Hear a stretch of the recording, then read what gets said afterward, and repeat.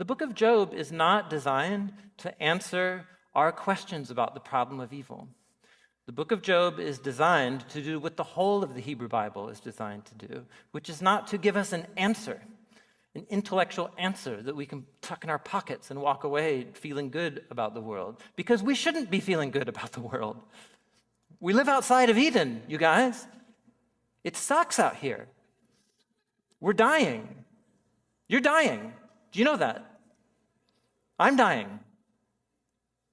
It's terrible, actually. It's not okay what happens out here. And, all the ways that we anesthetize ourselves, with our devices and creature comforts. And it's just, the book of Job is trying to shake us awake. The world's not okay. But man, what if here outside of Eden, we had somebody who would stare down the worst of human pain and suffering and maintain their integrity and surrender their lives before God? Man, what if someone like that came along? The last sentence of the book of Job is that he dies. And you're like, okay, well, I thought it was going to be him. But, right, if anybody was going to do it, it'd be the book of Job. And the melody continues. Are you tracking with me? When Jesus talked about the book of Job, he wasn't just talking about an interesting set of stories about the past. And he wasn't just summarizing like, hey, isn't this cool, this thing I just did over, Passover weekend here in Jerusalem. It just happens to match one or two prophecies in the Old Testament. What he's saying is that the whole thing's about him. Like the whole thing is about him. Job is Jesus. Are you tracking with me?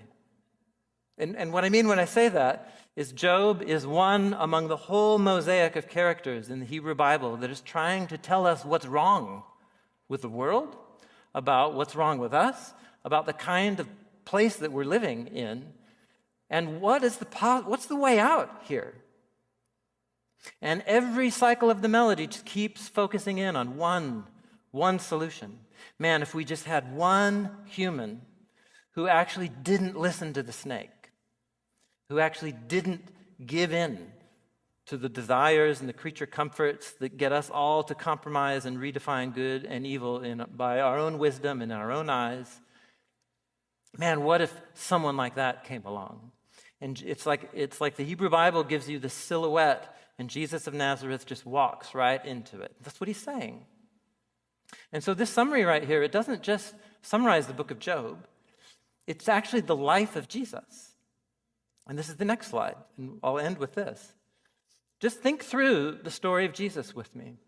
All four of the Gospels present Jesus to us as God's chosen, favored, anointed one, his righteous and blameless one. At Jesus' baptism, Jesus is marked as God's blameless, chosen Messiah. What's the very next thing that happens in all of the Gospel accounts? Jesus is led into the wilderness. By whom? Who takes Jesus into the wilderness where he begins to suffer? The Spirit. And what's really interesting is that when the Spirit brings Jesus on purpose into a period of suffering, we're like, yeah, go Jesus. Do it on my behalf, please. But when God brings Job into suffering on behalf of his arrogant friends, so that his prayer can cover for their sins, we're like, that's not fair. Are you with me? But it's the same thing.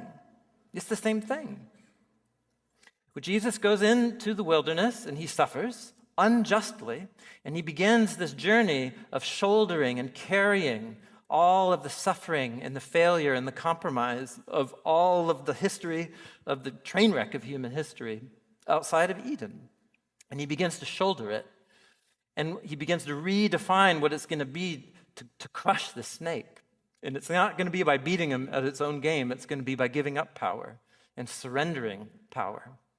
And Jesus emerges victorious from that wilderness, and he begins to encounter all of these hurting people.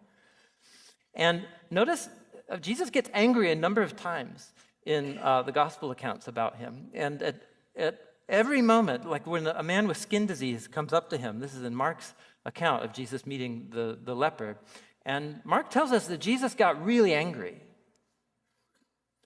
Like, who's he angry at? I'm really certain it's not God. Really certain it's not God. How did Jesus reach a place where he could see people suffering in a way that was so unjust and so tragic, and he did not question the character of God? Do you know who it made it angry at? It made him angry at that snake. Jesus described his healing ministry as breaking into the house of a highway bandit that had robbed all of this plunder from people, and he's here to get back what belongs to God. Are you with me? When Jesus saw that woman, this is in the Gospel of Luke, and her back was malformed and she had been bent over for 18 years, and what he said is, man, this woman has been enslaved to the snake for 18 years. It ends today. When Jesus saw his suffering world, the one that he was angry at was that hostile one who's responsible. And all of the roads of cause and effect of human evil and suffering within the biblical story all lead back to the moment that humans believed the lie. And we've been believing the lie ever since. And that's the one that Jesus is angry at.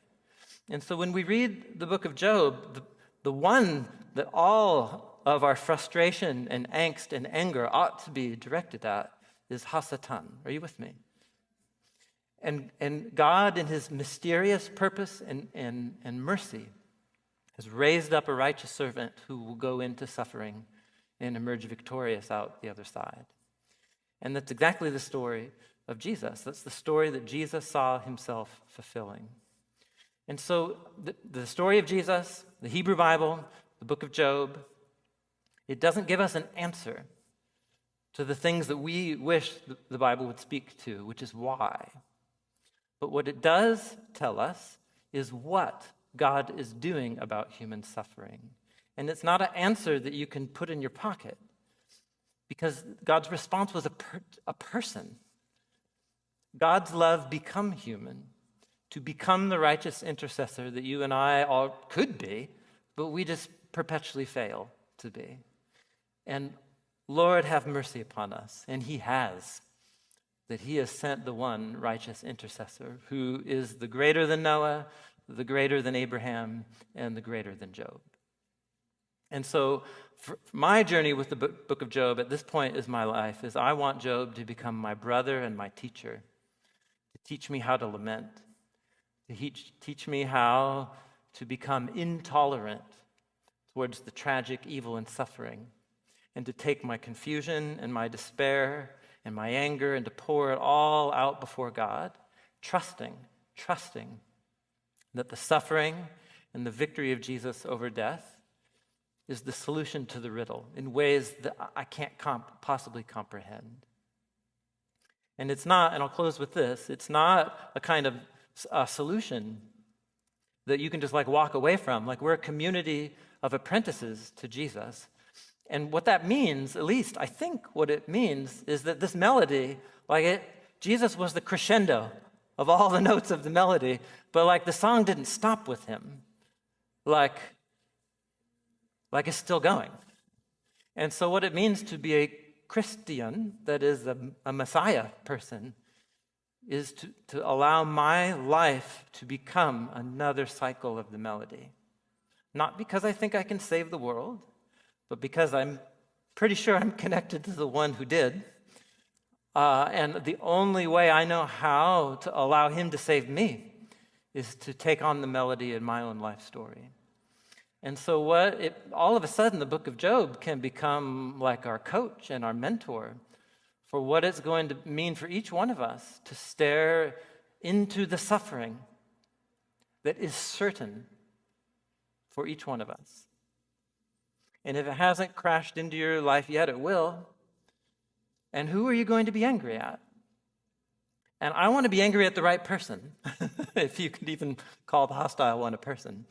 And what I want to be angry at is not God. What I want to do is to imitate the patience and the suffering and the laments of Job. And so my hope for all of us is that we can become a community that learns how to lament and how to model our righteous intercession based on the righteous intercession of the ultimate righteous servant of God. May God have mercy on us, and may it be so. Thank you.